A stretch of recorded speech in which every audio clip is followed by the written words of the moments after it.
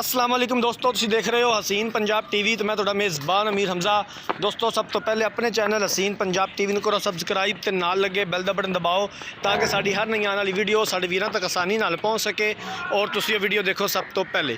अज जनाब अपने वीरां भरावां वास्ते एक दूजे नमाज की वीडियो लैके हाज़र होए हैं। स्याह काली है, सिर तो लैके पैरों तक दूसरा सूबा सूई है। अज तीसरा दिन है सूई नूं। इस टाइम हाज़र मौके 16 लीटर दुध इहदे कोले मौजूद है। 16 लीटर बोड़ा है जनाब इस टाइम मज दे कोल। चवाई तो 3 घंटे बाद वीडियो बना रहे हैं। 9 बजे का टाइम है, सुबह 9 बजे का वीडियो बन रही है।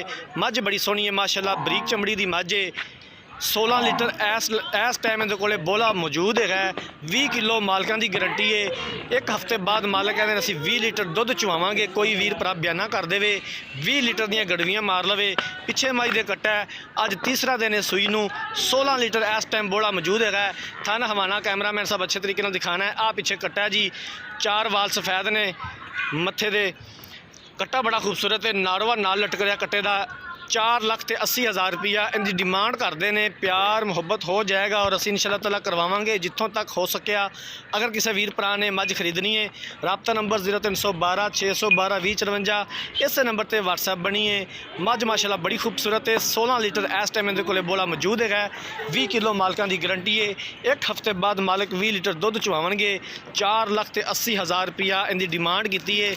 अगर किसी वीर भरा ने मझ खरीदनी है, राबता नंबर 0312 612 2054 इस नंबर पर व्हाट्सएप बनी है।